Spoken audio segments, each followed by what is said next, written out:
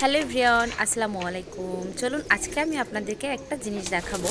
মানে ছোট্ট একটি বেগুন গাছে কী পরিমাণে বেগুন হয়েছে, তা আবার টবের গাছে যত্ন ছাড়াই। চলুন আপনাদেরকে সেটা দেখানো যাক। এই যে দেখতে পাচ্ছেন একটা বেগুন গাছ, এটা কিন্তু একটা টবে লাগানো।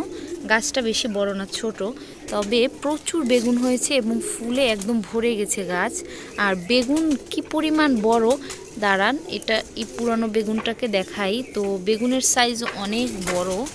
এই যে মানে বেগুন গাছে যে কাঁটা থাকে সেটা আমি আগে জানতাম না, এখন দেখলাম যে বেগুন গাছেও কাঁটা থাকে।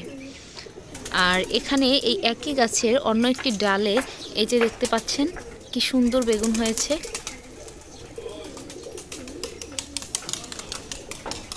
এই হচ্ছে বেগুন গাছ। তো বন্ধুরা, ভিডিওটি কেমন লাগলো অবশ্যই কমেন্ট করে জানাবেন। ধন্যবাদ।